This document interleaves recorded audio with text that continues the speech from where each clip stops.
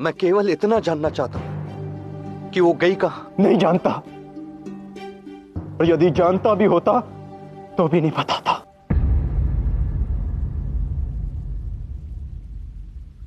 माता सीता का आदेश है।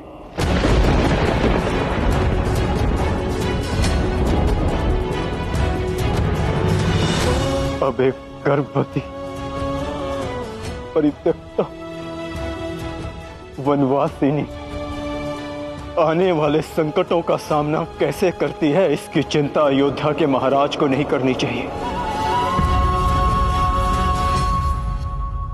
लक्ष्मण, मेरे भाई, मेरी बात सुनो। आपका भाई अब अस्तित्व में नहीं है महाराज।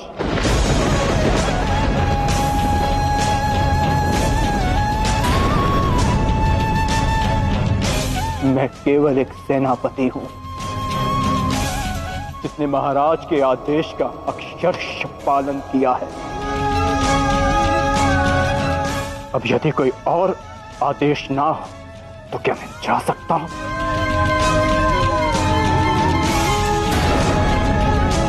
लक्ष्मण,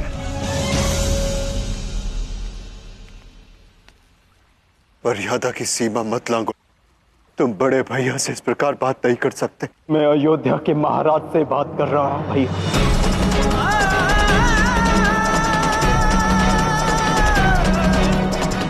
आज्ञा महाराज।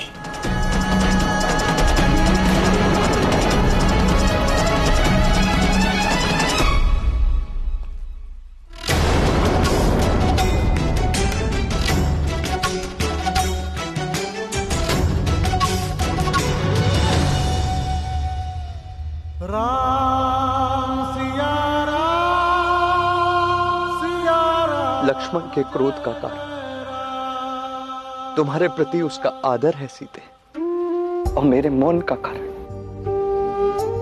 तुम्हारे प्रति मेरा विश्वास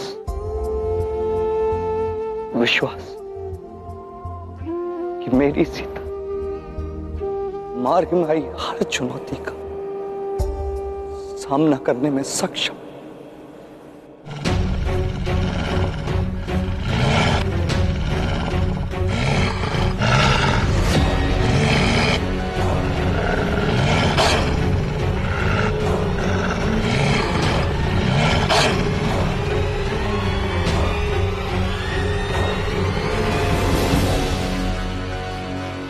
लौट जाओ, छोड़ दो मुझे और मेरी संतान को अकेला।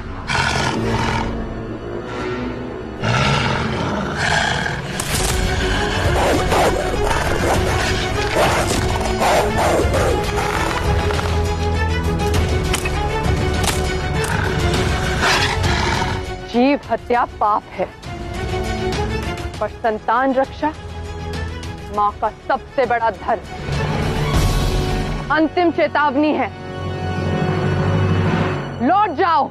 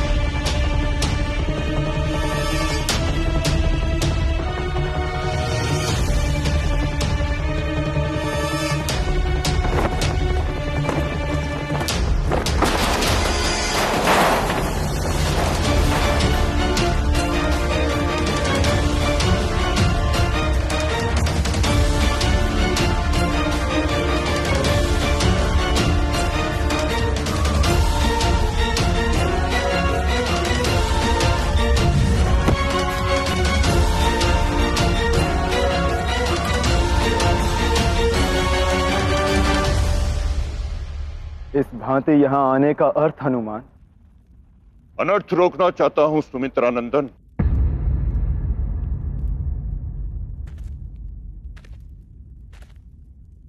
मैं आपका अभिप्राय समझता हूं हनुमान, और आपका आदर करता हूं।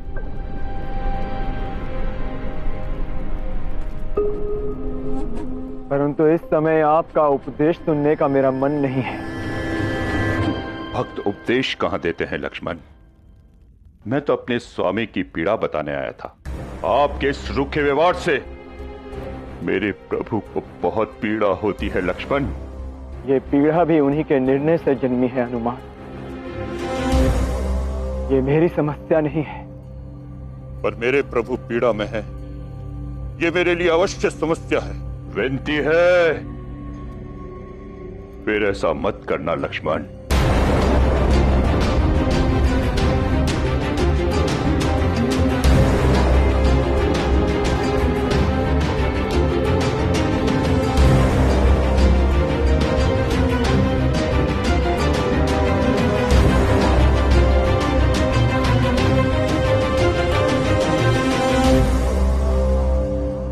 और यदि मैं फिर से ऐसा करूं तो फिर एक भक्त एक भाई के सामने खड़ा होगा।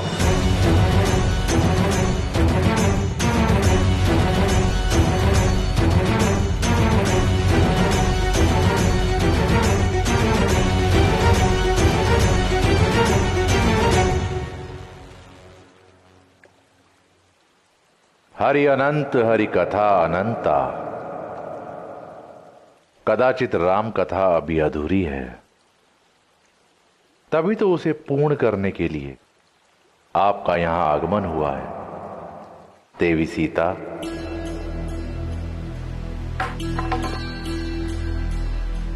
आप मुझे जानते हैं ऋषिवर?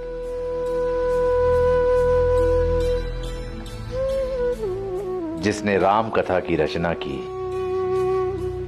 रामायण लिखी, वो भला रामायण की आधारशिला देवी सीता को कैसे नहीं पहचानेगा? मैं हूं महर्षि वाल्मीकि, निकट ही मेरा आश्रम है। सौभाग्य होगा यदि आप वहां निवास करें। किंतु आपने मुझे पहचाना कैसे? रामायण लिखने के लिए मुझे ब्रह्मदेव से दिव्य दृष्टि मिली थी।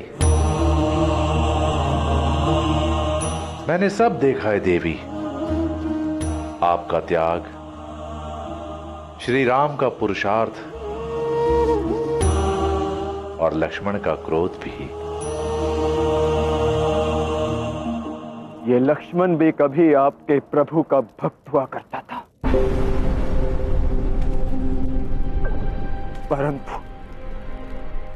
परंतु ये भक्ति में किंतु परंतु कब से होने लगे लक्ष्मण? भक्ति तो अपने आप में संपूर्ण समर्पण है। भक्त अपना सब कुछ अपने प्रभु को अर्पण कर देता है, अपना तर्क भी, विवेक भी। फिर ये किंतु परंतु क्यों? भक्ति का आधार विश्वास है लक्ष्मण। प्रभु पर इतना विश्वास, और जिन माता सीता ने आप पर अपनी ममता बरसाई, उनका कोई मोल नहीं। माता का एक अश्रु मेरे लिए क्या महत्व रखता है, ये आप भली भांति जानते हो लक्ष्मण। माता की आंखों में एक अश्रु देखकर मैंने लंका भस्म कर दी थी। समुद्र का समूचा जल भी उस अग्नि को ना बुझा पाया। तो फिर मौन क्यों थे जब माता सीता को वन में भेजा गया? क्योंकि एक भक्त अपने प्रभु के आदेश और निर्णय के विरुद्ध नहीं जा सकता। चाहे वो निर्णय निर्दोष माता सीता को वनवास देने का ही क्यों ना हो। वन गमन का निर्णय स्वयं माता सीता का था। तो फिर 14 वर्ष वनवास जाने का निर्णय भी स्वयं महाराज श्री राम का था हनुमान। परंतु माता सीता ने अपना पत्नी धर्म निभाया और उनके साथ वन में गई। तो फिर आज महाराज श्री राम ने वैसा क्यों नहीं किया? क्या है इस प्रश्न का उत्तर आपके पास? क्या है कोई तर्क? भक्ति में तर्क कहां होता है लक्ष्मण? भक्ति में तो होता है केवल विश्वास। वो विश्वास जिसके सहारे में 100 योजन समुद्र को लांघ सका। वो विश्वास जिसके चलते सागर पर सेतु बन पाया, उसी विश्वास के चलते आपने अपनी छाती पर शक्ति का प्रहार सहा था ना। आज वही लक्ष्मण अपने विश्वास पर प्रभु पर उंगली उठा रहा है। बहुत पीड़ा होती है लक्ष्मण, ऐसा मत करना।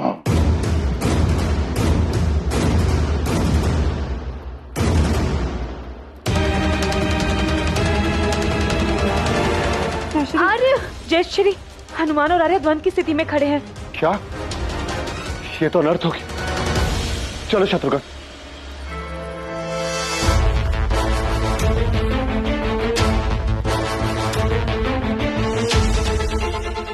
आपका मुझ पर ऋण है हनुमान।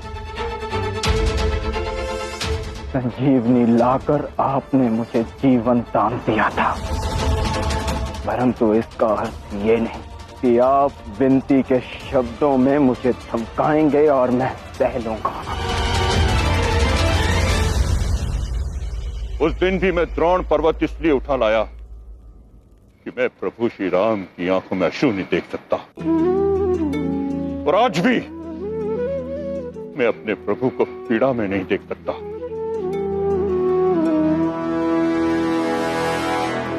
भले ही वो आपके कारण क्यों ना हो लक्ष्मण,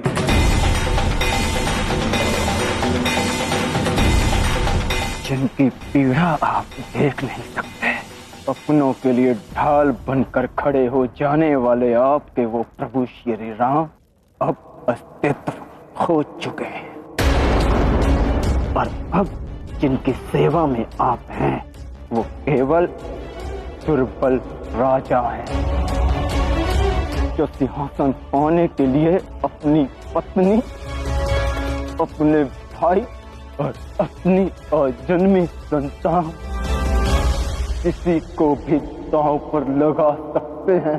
बस लक्ष्मण! सावधान हनुमान!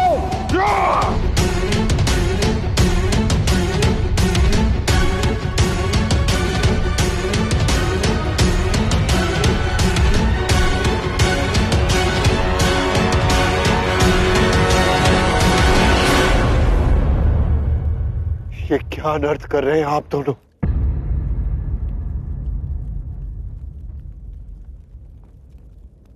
लौटाए अपने शस्त्र।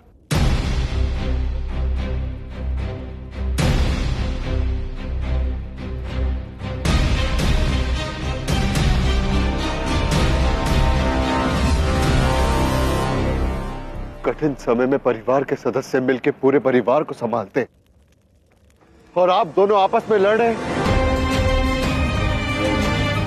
सोचा यदि भैया ने आप दोनों को इस अवस्था में देखा तो उन पर क्या बीतेगी।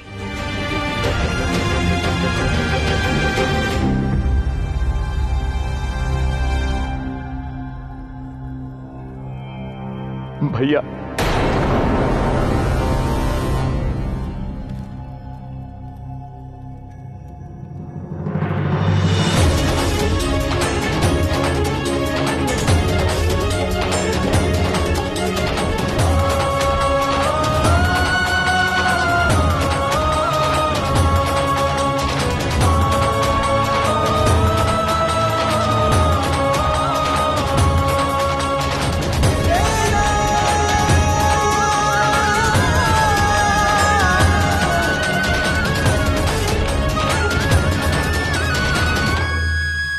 मेरा सौभाग्य है कि तुमने मेरे आश्रम में रहने का प्रस्ताव स्वीकार कर लिया।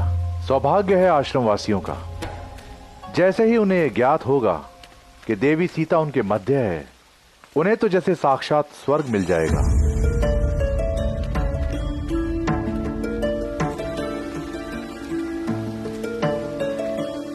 जिस सीता के पांव रखने से मिथिला के अकाल का अंत हुआ, वो उनकी भूमि पर उनके साथ रहेगी तो धन्य हो जाएंगे वो।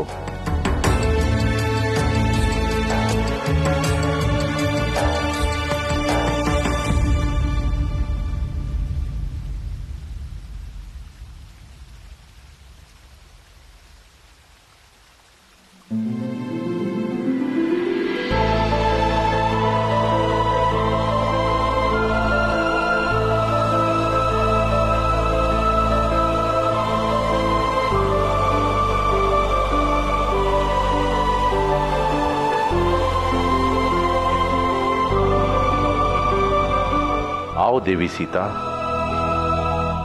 और इस धरा को पवित्र करो।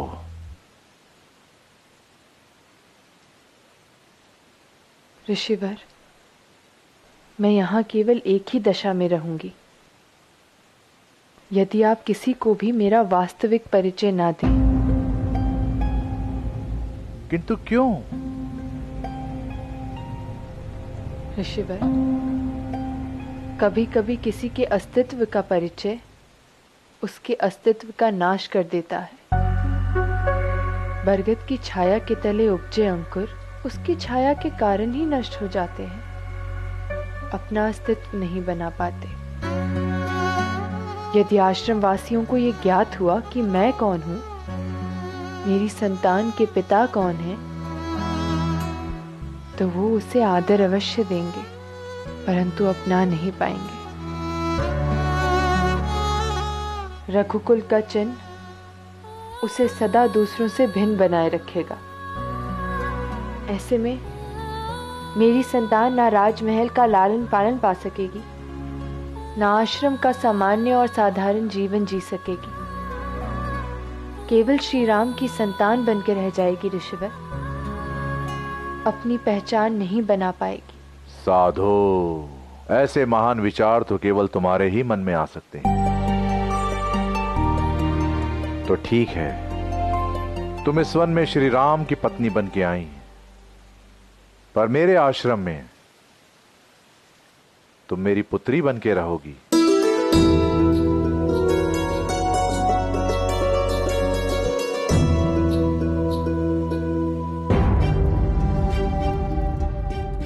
मैं कोई स्पष्टीकरण नहीं मांगूंगी,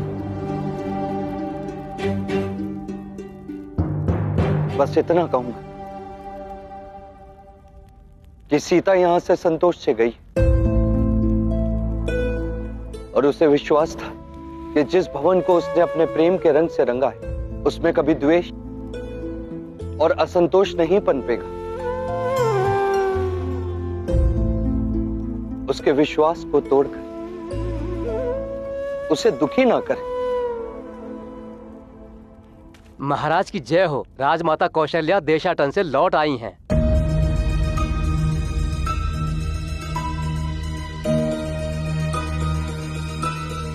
अब क्या उत्तर देंगे बड़ी माँ को भैया?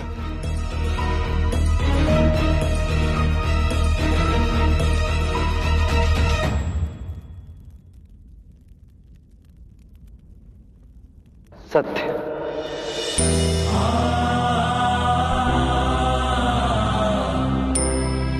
परंतु क्या बड़ी माँ इस कड़वे सत्य को स्वीकार कर पाएंगी? क्या उन्हें पीड़ा पहुंचाना उचित होगा भैया? सत्य छिपाए नहीं छिपता शत्रुघ्न, वो सामने आ ही जाता है और तब वो अधिक पीड़ा देता है।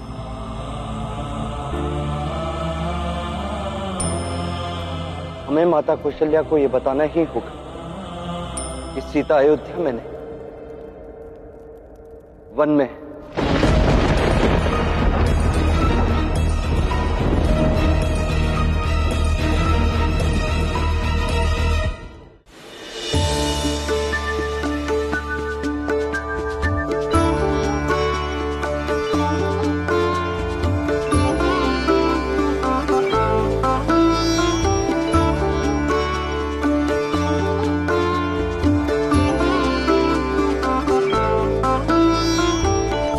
आचार्य, ये कौन?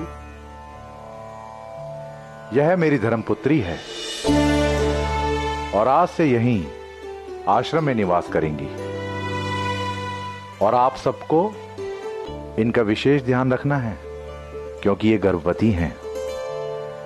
आचार्य, ये तो शुभ समाचार है, परंतु इस अवस्था में ये ऐसे अकेली?